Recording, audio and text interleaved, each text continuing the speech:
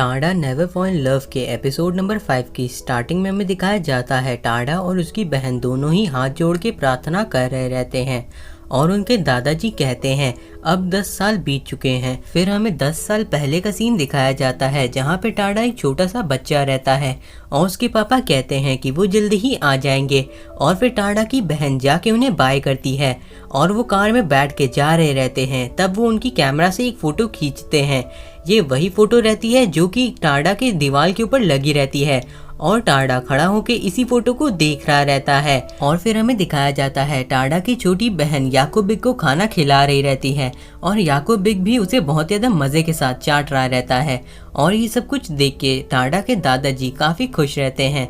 तभी टाडा उठाता है याकूबिक को और कहता है ये काफ़ी ज़्यादा मोटा हो गया है। लेकिन फिर टाडा की बहन कहती है तुम ही तो चाहते थे कि ये बड़ा हो, इसीलिए तुमने इसका नाम याकूबिक रखा था। और बाकी सारे भी यहाँ पे आ जाते हैं और फिर कायरू दिखाता है टाडा को एक टिकट और जिसकी मदद से वो लोग जा सकते हैं किसी शो में। और उसके बाद कायरू कहता है आज खाना मैं बनाऊंगा। और उसके बाद हमें दिखाया जाता है कायरू को जो कि अजीब से कपड़े पहन के बिल्कुल ट्रेडिशनल तरीके से जापानीज फूड बनाने वाला रहता है। और फिर टाडा की बहन कहती है जो कायरू है वो भले ही देखने में बेवकूफ़ लगता है लेकिन वो खाना काफ़ी अच्छा बनाता है। तभी यामारिनियन चला जाता है याकूबिक के पास जिससे याकूबिक काफ़ी गुस्सा हो जाता है और उसके ऊपर हमला करता है अपने पंजे से। लेकिन यामारिनियन उसके पंजे को पकड़ के कहता है ये कितने ज़्यादा सॉफ्ट है। उसके बाद कायरू सभी को मेन्यू दिखाता है और उसे देखने के बाद टेरेसा को वो काफ़ी ज़्यादा अच्छा लगता है। और फिर कायरू उन सभी को अपने इंग्रेडिएंट दिखाता है और फिर सभी मिल के खेलने लगते हैं ताश। और टेरेसा सबसे पहले हार जाती है और वो हारने के बाद जाती है कायरू के पास मदद कराने के लिए। लेकिन कायरू कहता है तुम्हें चिंता करने की जरूरत नहीं है, मैं ये अकेला कर सकता हूँ। तो फिर टेरेसा जाके याकूबिक को सहलाने लगती है और उसके साथ थोड़ी देर तक खेलती है। और फिर वो देखती है उसी दीवार पे लगी फोटो को जिसके अंदर टाडा और उसकी बहन खड़े रहते हैं। उसे देखते हुए टेरेसा कहती है तुम दोनों तो बचपन में काफी ज्यादा क्यूट थे। और फिर टेरेसा टाडा से उसके पेरेंट्स के बारे में पूछती है तो फिर टाडा बताता है कि उसके पेरेंट्स आज से 10 साल पहले ही गुजर गए हैं। और ये सुन के जो टेरेसा रहती है उसे अपने 10 साल पहले का इवेंट याद आ जाता है। आगे टेरेसा कहती है कि 10 साल पहले जो चीज़ हुई है उसके बाद से तुम कोशिश कर रहे हो कि तुम स्ट्रांग बनो और ऐसा कभी भी दोबारा न होने दो। और फिर टेरेसा की बात सुन के टाडा थोड़ा सा चौंकता है और उसके बाद वो कहता है मुझे नहीं पता। उसके बाद हमें दिखाया जाता है सभी को जो कि खाना खा रहे रहते हैं और उन्हें खाना काफ़ी पसंद आता है। वो लोग कायरू की काफ़ी ज़्यादा तारीफ भी करते हैं।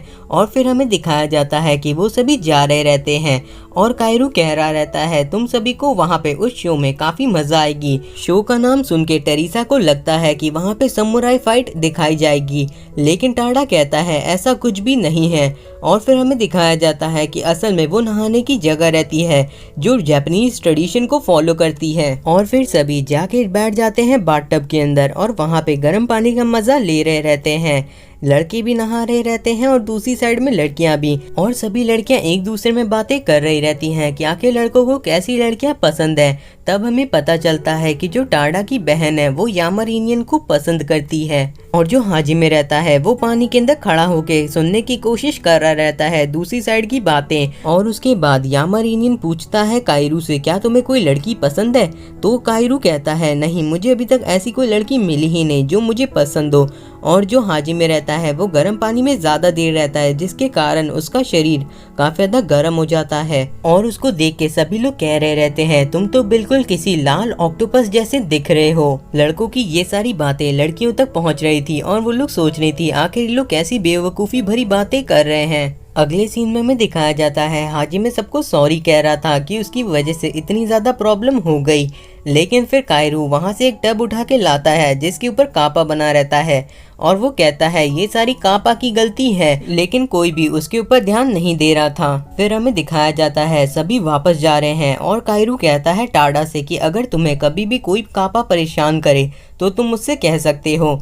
टाडा कहता है कापा असल में नहीं होते और अगर वो मुझे परेशान करेंगे भी तो तुम कुछ भी नहीं कर पाओगे। टाडा की बातें सुन के कायरू कहता है तुम्हें कैसे पता कि पापा असल में नहीं होते और मैं कुछ भी नहीं कर पाऊंगा। कायरू की रिप्लाई में टाडा कहता है शुक्रिया, और वैसे अब मैं पूरी तरीके से ठीक हूँ तो तुम्हें ऐसा करने की कोई भी जरूरत नहीं है। टाडा की बातें सुन के कायरू पहले तो हैरान होता है, लेकिन फिर वो कहता है मैं ये करूँगा, मैं अभी भी करूँगा, हर साल करूँगा, क्योंकि मैं ये करना चाहता हूँ। और सभी लोग उनको खड़े होकर देख रहे रहते हैं और हंस रहे रहते हैं, और फिर वो सभी जाने लगते हैं। तो टाडा की छोटी बहन बताती है कि जो कायरू है वो बचपन में हम लोग से मिला था, जब टाडा के पेरेंट्स की सेरेमनी हो रही थी और वो वहाँ पे आके काफ़ी रो रहा था, और टाडा को देखने के बाद और भी रोना शुरू कर देता है।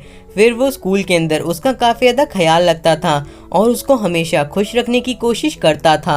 ये बात सुन के एलिस कहती है मेरे ख्याल से कायरू इतना भी बुरा नहीं है। इसका अगला एपिसोड काफ़ी ज़्यादा कमाल का होने वाला है, उसमें हमें काफ़ी सारी नई चीज़ें पता चलेंगी, और साथ ही साथ वो एपिसोड इस कहानी का पूरा टर्निंग पॉइंट है और स्टोरी अब वहीं से इंटरेस्टिंग होगी। वो एपिसोड जल्दी ही आ जाएगा, लेकिन आप लोग सबसे पहले लाइक कर दीजिए, सब्सक्राइब कर दीजिए, और मैं मिलता हूँ आपसे अगले एपिसोड में।